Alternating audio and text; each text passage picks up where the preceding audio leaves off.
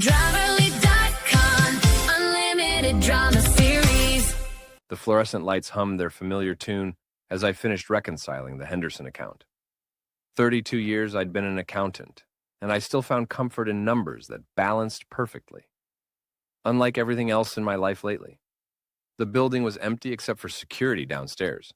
I preferred working late. Fewer interruptions, no phone calls from Sandra asking when I'd be home. These days, I wasn't sure she really cared about the answer anyway. The door to my office opened without a knock. I looked up, expecting Jerry the security guard, but instead saw a man I'd never met. Tall, lean, wearing a dark coat despite the October heat. What caught my attention wasn't his appearance. It was the silenced pistol in his right hand. Nathan Kellerman? His accent was thick, Eastern European maybe. That's me. I kept my voice steady, hands visible on the desk. Office hours are 9 to 5, but I'm guessing you're not here about your taxes. He stepped inside, closed the door behind him. Nothing personal, Mr. Kellerman. Contract is contract. I studied his face. Professional, calm, no emotion. This wasn't some random robbery. How much is she paying you? His eyebrows raised slightly. You assume it is, woman? 32 years of marriage teaches you things. Plus, I just increased my life insurance 6 months ago. Well, supposedly I did. I opened my desk drawer slowly, making sure he could see my movements. No weapon in here, just curious about the going rate. 50,000, he said after a moment. Plus expenses. I pulled out my checkbook, the same one I'd used to pay our mortgage for 3 decades. I'll double it. Plus, I want the name and any evidence you have. For the first time, his expression shifted. You are not afraid? Terrified, I admitted. But I'm also tired. Tired of pretending my marriage works, tired of ignoring the obvious, tired of being the fool everyone pities. I started writing the check. 100,000 for your professional services. Redirected. He holstered the weapon and sat down across from my desk. Your wife. She was very rude when she hired me. Spoke to me like servant. You offer respect. What's your name? Victor. And you should know. Your wife. She wanted you to be afraid before you died. Wanted you to know it was coming. I finished writing the check and slid it across the desk. Victor examined it, then pulled out a small recording device. She gave me this for proof of death. But first, you listen. He pressed play. Sandra's voice filled the room, crystal clear and unmistakably hers. I want him to suffer, you understand? Make it look like a robbery, but make sure he knows. I want him scared before he dies. 32 years I've put up with his boring life, his boring friends, his boring everything. I want my freedom, and I want his money. The recording continued for another 2 minutes. Sandra laughing about finally being free, discussing the insurance payout, even mocking my trust. He's so predictable, she said. Works late every Tuesday and Thursday. Building's practically empty. Nathan's such a creature of habit. Victor stopped the playback. There is more. Much more. Tell me about the insurance, Victor said, settling back in his chair like we were old friends discussing the weather. She said I needed to increase the policy. For our future, she said. $5 million with double indemnity for violent death. I laughed bitterly. I never signed those papers, Victor. I refused to sign them. But policy exists? Oh, yes. She forged my signature. I found the documents last month when I was looking for our tax returns. Perfect forgery, too. She'd been practicing. Victor nodded knowingly. Your wife, she is in debt. Big debt. Not gambling like she tells people. Her boyfriend runs book. Illegal sports betting. She owes him $400,000.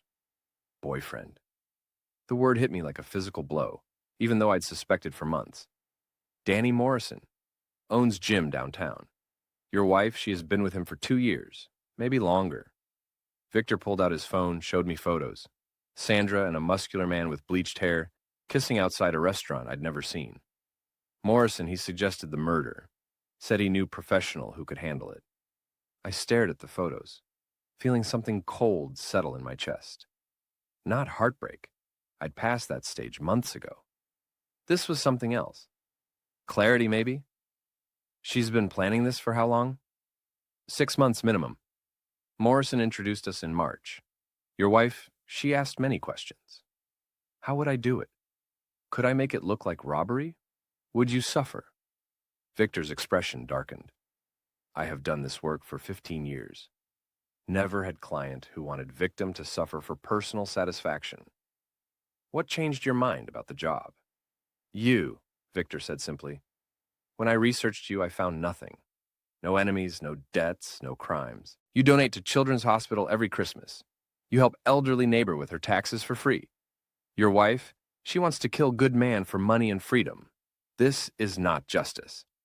I opened my desk drawer again, this time pulling out a bottle of whiskey I kept for particularly stressful audits. Drink? I do not drink on job. The job's changed, hasn't it? Victor smiled for the first time. Duh. Job has changed. I poured myself 3 fingers and took a long sip. What do you know about Morrison? More than your wife thinks. Morrison is not just bookie. He launders money for 3 other criminal organizations, has connections to drug trafficking. 2 previous girlfriends disappeared, one in 2019, one in 2021. Police never found bodies. The whiskey burned, but not as much as the realization that Sandra had chosen a killer over me. Not just chosen him, planned to have me murdered for him. Victor, I want to ask you something, and I need you to be honest. Of course. If I hadn't offered you double, would you have killed me tonight? He considered this seriously. Yes, I am professional, but I would have made it quick, clean, no suffering. Your wife would not have been happy with my methods. And now? Now we make sure your wife and Morrison get exactly what they deserve. Over the next 2 hours, Victor and I planned like old conspirators. He had more evidence than I dared hope for. Recordings, photographs, financial documents Morrison had carelessly left in Sandra's car. We need everything to be legal, I insisted. I want them in prison, not dead. Understood. Morrison has many enemies. If he dies in prison, that is not our concern. Victor showed me his laptop, a treasure trove of Morrison's criminal activities. Bank records showing suspicious deposits, text messages with other criminals, even security footage from his gym showing drug deals in the back office. How did you get all this? Morrison hired me before, 2 years ago, different job. I keep insurance on all clients. Victor's smile was predatory. Morrison wanted previous girlfriend eliminated. I took his money, helped her disappear safely instead. She lives in Oregon now, new identity. She gave me much information before she left. You've done this before? Taken money and not completed the contract? Only when contract is wrong. I am killer, yes, but I have rules. No children, no innocents, no good people. Morrison and your wife, they break my rules. We spent another hour planning. Victor would continue the charade with Sandra, making her believe the murder was proceeding as planned. Meanwhile, we'd gather evidence and build a case that would put both of them away forever. What about the FBI, I asked. Morrison's activities cross state lines. Money laundering, racketeering, possible murders. Yes, FBI will be very interested. Victor pulled out a burner phone. I have contact, Agent Sarah Chen, Financial Crimes Division. She has been investigating Morrison for 8 months. You know an FBI agent? In my line of work, it pays to have friends in many places. Agent Chen, she offered me immunity deals 6 months ago. I was not ready then.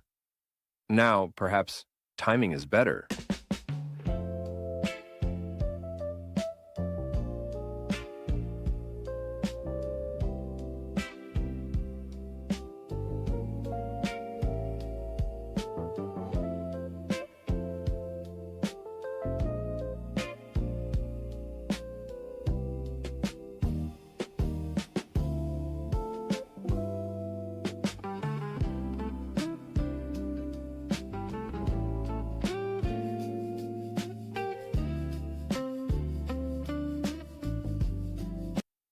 I felt a strange calm settling over me.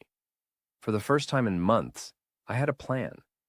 Not just survival, justice. What do we do first? Tomorrow you go home, act normal. Your wife will be nervous, waiting for news. Let her wait. Victor stood, straightening his coat. Thursday, you work late again. Same routine. I will call Sandra. Tell her job is delayed. Technical problems. This will make her anxious, more likely to make mistakes. And then? Then we spring trap. Wednesday morning, Sandra was already awake when I came downstairs. She never woke up before 9, but there she was at 7 a.m., fully dressed, drinking coffee, and scrolling through her phone. You're up early, I said, pouring my own coffee. Couldn't sleep? She didn't look at me. Are you working late again tomorrow? Probably. Month-end reconciliation. I sat across from her, studying her face. 32 years, and I was finally seeing her clearly. The calculating eyes, the practiced expressions, the way she tilted her head when she was lying. Why? No reason, just wondering.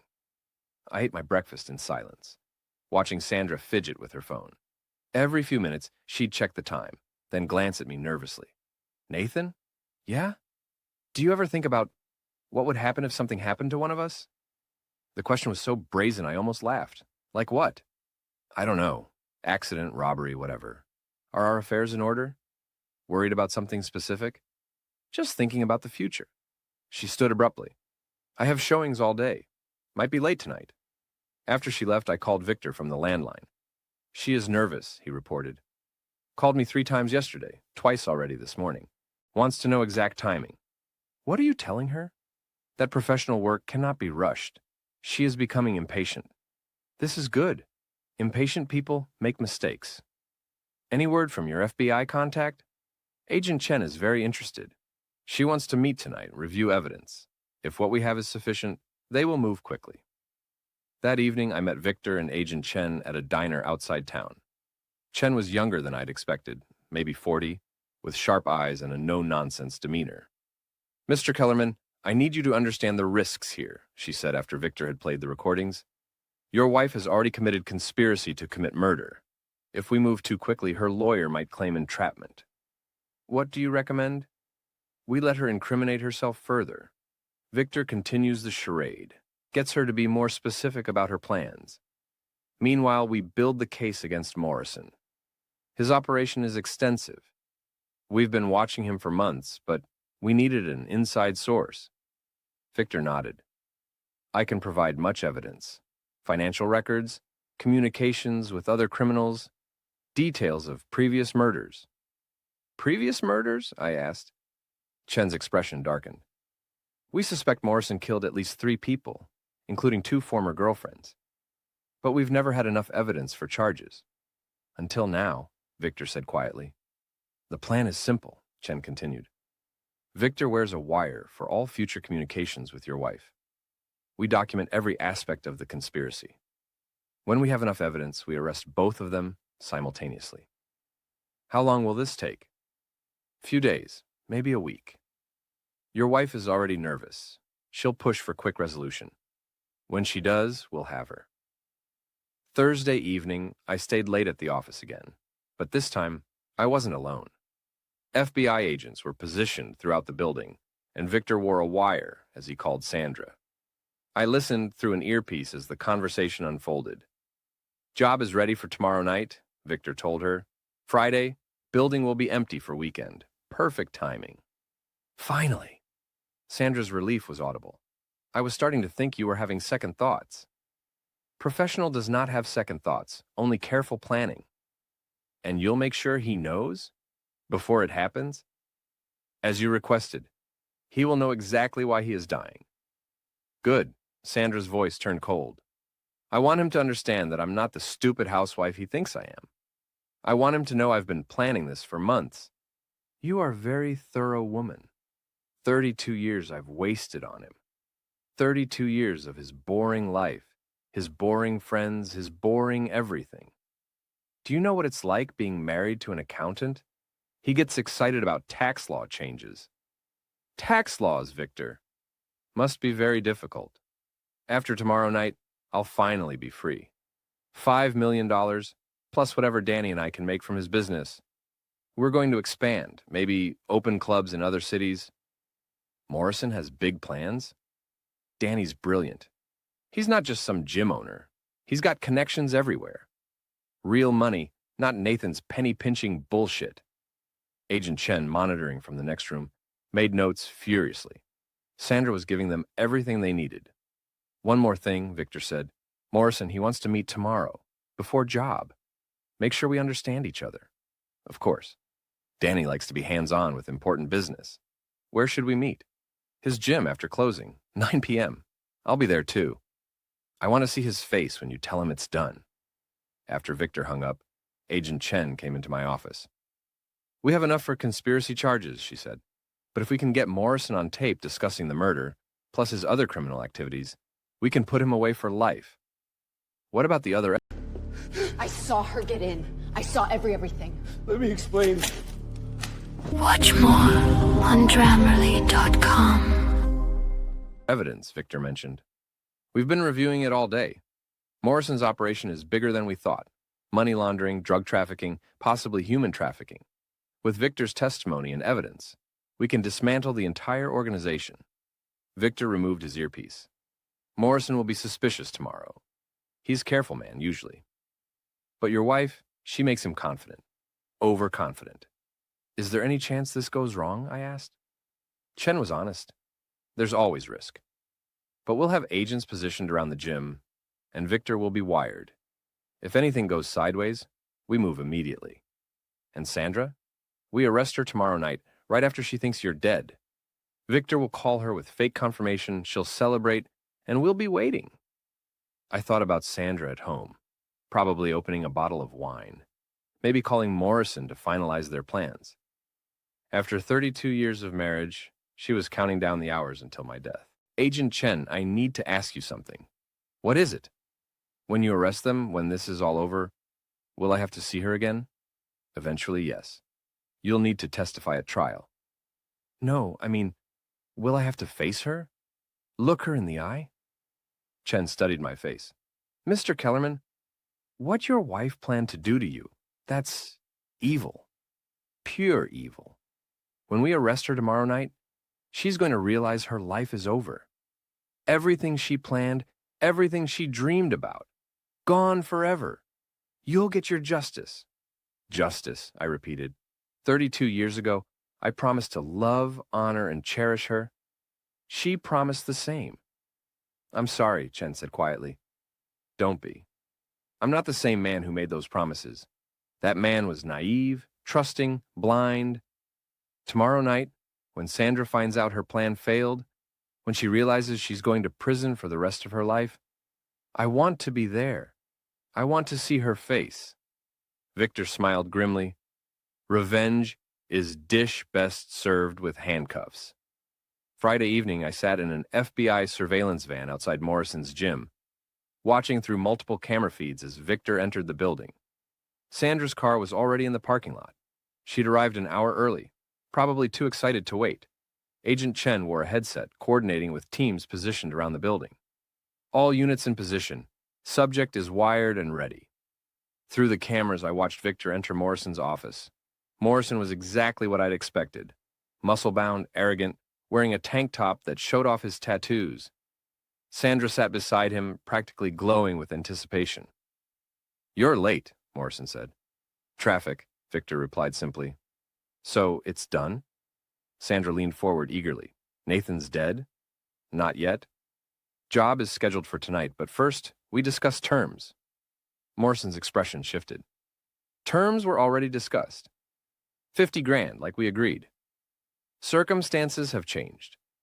Price is now 100,000.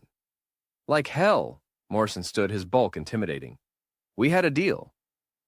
Victor remained seated, calm. Deal was for simple murder. You did not tell me target was federal witness. Agent Chen and I exchanged glances. Victor was improvising, trying to get Morrison to reveal more about his criminal activities. Federal witness? Sandra looked confused. Nathan's just an accountant. Accountant who has been cooperating with FBI investigation into money laundering, Victor said smoothly. Very dangerous to kill federal witness. Price must reflect additional risk. Morrison's face went pale. That's impossible. Nathan doesn't know anything about my business. You are certain? Man handles finances for many clients. Perhaps he noticed unusual patterns, reported suspicious activities. No way, Morrison shook his head vigorously. Sandra's been married to him for 30 years. She'd know if he was talking to the feds. Would she? Victor turned to Sandra. Your husband, he works late many nights, makes many phone calls. You know all his business? For the first time, Sandra looked uncertain. Nathan's not smart enough to be an FBI informant. FBI thinks otherwise. They have been watching him for months. Morrison started pacing, agitated. This changes everything. If the feds are watching Nathan, they might be watching Sandra too. They might know about us. Which is why price has increased, Victor said calmly. Fine, whatever. Just get it done tonight. There is one more complication. What now? If Nathan is federal witness, his death will trigger major investigation. FBI will examine all his recent activities, all his contacts. Your name will certainly come up. Morrison stopped pacing. What are you suggesting? Perhaps better solution is to eliminate problem at source. Nathan dies, but also anyone who might connect you to murder. Sandra's smile faded. What do you mean? Victor looked directly at her. Loose ends must be tied up, permanently. The room fell silent. Morrison and Sandra stared at each other, the implication sinking in. You're talking about killing Sandra too? Morrison asked. I am talking about professional thoroughness. Police will investigate Nathan's death. They will discover his wife was having an affair. They will question the lover, unless lover cannot be questioned. Danny, he's not serious, Sandra said nervously. Morrison's expression had turned calculating. Actually, it makes sense. If Sandra's dead too, it looks like murder-suicide. Nathan finds out about the affair, kills his wife, then himself. Case closed. Danny, what are you saying? I'm saying maybe our friend here has a point. You're a liability, Sandra. You always have been. Agent Chen spoke into her radio. All units, prepare to move. Subjects are discussing additional murders. On screen, Victor continued his performance. Murder-suicide would be clean solution. No investigation, no loose ends. How much for both? Morrison asked. Hi, Danny! Sandra stood up, backing away from him. You can't be serious. Sit down, Sandra. Adults are talking. For both targets, price is $150,000, Victor said, and done. Morrison extended his hand. When can you do it? Tonight. I suggest you have alibi prepared. Be seen in public place. Many witnesses. Already planned. I'm having dinner at Romano's with 6 other people. Reservations at 8:30. Agent Chen gave the signal. All units, go, go, go. The gym's doors burst open as FBI agents swarmed the building. Morrison reached for something under his desk, probably a weapon, but Victor was faster, pinning his arm while agents flooded the room. FBI, nobody move, Sandra screamed, a high-pitched sound of pure terror and disbelief. Morrison cursed violently as agents wrestled him to the ground. Sandra Morrison, you're under arrest for conspiracy to commit murder, Agent Chen announced as she entered the room. It's Sandra Kellerman, Sandra protested automatically. I'm not married to him. Yet, Chen replied dryly. Through the surveillance feed, I watched my wife of 32 years get handcuffed and read her rights. She kept looking around frantically as if expecting someone to tell her this was all a mistake. This is wrong, she shouted. Nathan's supposed to be dead. Where's Nathan? Agent Chen smiled coldly. Nathan's fine, Sandra. He's been working with us for days. That's impossible. Nathan's not smart enough to... Sandra stopped mid-sentence as the realization hit her. Oh, God, he knows. He knows everything. Yes, Sandra, he knows everything. An hour later, I sat in an FBI interview room across from my wife. She was still handcuffed, her makeup smeared from crying, her carefully styled hair disheveled. Nathan, she said when she saw me, thank God you're alive. This is all a misunderstanding. I can explain everything. I didn't respond immediately. I just looked at her, really looked at her, for the first time in years. 32 years, I finally said. Nathan, please, you have to listen to me. Danny forced me to do this. He threatened me, said he'd kill me if I didn't help him get money. I was trying to protect us both. I heard the recordings, Sandra. All of them. Her face went white. What recordings? The ones where you laugh about finally being free, where you mock my boring life, my boring friends, my boring everything, where you specifically ask for me to suffer before I die. I didn't mean, which part didn't you mean? The part where you forged my signature on insurance documents? The part where you hired a killer? Or the part where you wanted me to know you were behind it? Sandra started crying again, but they were calculated tears, the same ones she'd used for 32 years to get her way. I loved you, Nathan. I still love you. We can work this out. We can go to counseling, start over. With what money? Your boyfriend's in federal prison. His assets are frozen. You're facing life in prison for conspiracy to commit murder. I'll make a deal. I'll testify against Danny. Tell them everything. We can still salvage this. I leaned back in my chair, studying her face. Even now, even here, she was scheming, calculating, looking for an angle. Sandra, do you know what Victor told me? Who's Victor? The man you hired to kill me. He said you were the rudest client he'd ever had. Spoke to him like a servant. A professional killer found you unpleasant to work with. Nathan, please. He also told me about Morrison's previous girlfriends, the ones who disappeared. Did you know about them? Sandra's silence was answer enough. You knew, I continued. You knew you were sleeping with a murderer, and you didn't care? You probably thought it was exciting. It wasn't like that. What was it like, Sandra? Help me understand. What was it like planning my murder? Did you enjoy it? Did you and Morrison laugh about it in bed? Stop it. Did you practice looking sad for the funeral? Did you pick out your widow's outfit? Stop. Did you plan what you'd say at my eulogy? Nathan was such a good man, so boring and predictable, but he loved his numbers. Sandra slammed her handcuffed hands on the table. Yes, okay, yes, I enjoyed it. You want to know the truth? I've hated being married to you for 20 years.